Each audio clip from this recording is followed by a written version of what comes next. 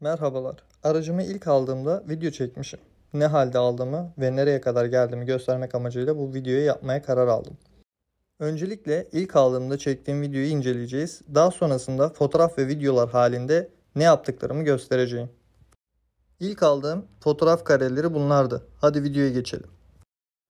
Önce şunu söyleyebilirim ki aracı görmeden aldım. Sakarya'dan İstanbul'daki arkadaşıma vekalet verdim ve benim yerime aracı aldı.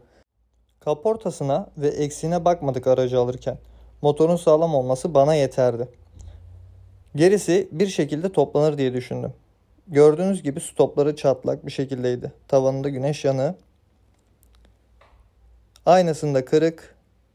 Jantlarında 4 tanesi de kaynaktı. Farları kırık bir şekildeydi. Ön tamponun tırnaklarında silikon, civata ne ararsanız bulunuyordu. Çatlaklar vesaire. Tampon çok kötü haldeydi. İlk öncelikle tampon değiştirmekle başlayacağım zaten işe. Aracı yaparken şunu söyleyebilirim ki ön tarafta gerçekten çok uğraştım. Hadi gelin şimdi yeni haline göz atalım. İlk öncelikle aracın orijinal iç bölümü bana çok renksiz ve ruhsuz geldi.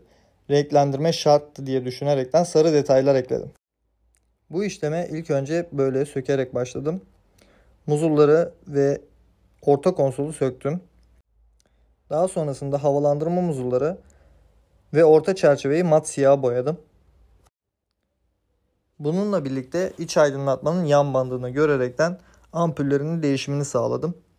Göğüs çıtasını sarıya boyadıktan sonra vites topuzu ve direksiyon kaplamasına da sarı detaylar ekleyerek sarı detayını bitirdim. İç bölüme ayak altı, konsol altı ve kapı ceplerine amber aydınlatma yaptım. Bunları yaparken göstergenin çizik olduğunu gördüm ve söktüm, pasta cilasını gerçekleştirdim. Bu da bitmiş hali.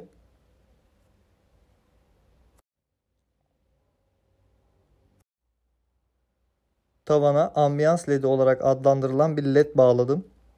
Geceleri gerçekten çok loş bir ışık veriyor. Göz almıyor. Bunun haricinde kapılara yalıtım yapmaya başladım. Hem içi göreceksiniz burada. Hem de dışına yalıtım malzemesiyle 4 kapıyı yalıtım yaparak bitirdim. Daha sonrasında aracı komple söküp içini temizledim. Ve aynı şekilde arka koltuk altına da yalıtım yapıldı. Aracın dışına gelecek olursak güneş yanığım hala duruyor. O hala yapacaklarımın arasında. Arka iki stop lambasını değiştirdim. Araçla uğraşırken küçük küçük hatalar fark ettim. Örneğin arka silecek suyumu atmıyordu.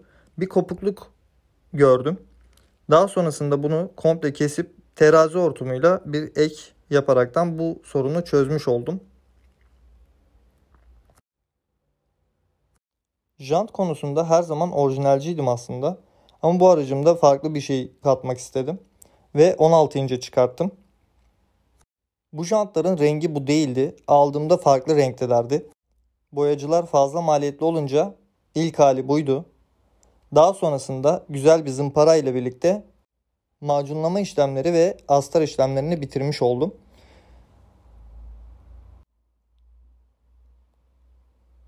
Bu görselde de boyanıp bitmiş hali. Gelelim ön tarafa. En çok uğraştıran far ve tampon oldu maalesef. Videoda gördüğünüz gibi farlar kırık, tamponda kırıklar. Yan taraflarında silikon ve civatalar havada uçuşuyordu. Tampon arayışına girdim ve tamponu aldım. Aldığım tampon boyadayken farların aydınlatması az diye farcıya vereceğim için farları söktüm. Çıkan farların arka kasasını bantlamış olarak gördüm. Farcıya durumu izah edip elinden geldiğince toparladı. Hatta bana kalırsa sil baştan arka kasa yaptı diyebilirim. Kısa farların aydınlatmamasının sebebi mercek taslarından dolayı olduğunu söyledi farcı. Mercek taslarına tekrardan krom kaplandı.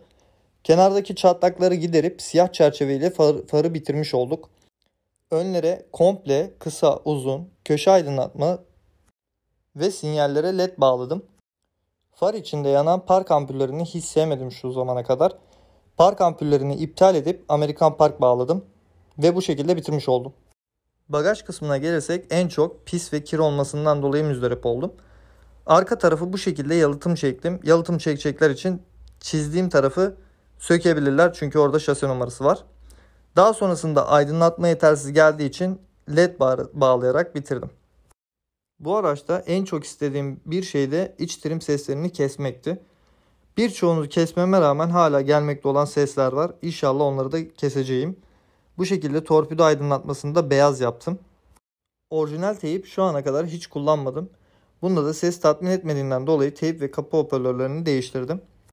En son olarak bundan önceki aracım orijinali 90 beygir olan bir araçtı ve yazılım Dynapipe derken 140 beygir alıyordum. Bir anda 65 beygire düşünce ister istemez afalladım. Otoyollarda sollamaktan bile korkar oldum. Bundan dolayı yazılım yapma kararı aldım ve yazılım attırdım. Son hali şu anda budur. Videoyu beğenmeyi, kanala abone olmayı unutmayınız. Görüşmek üzere.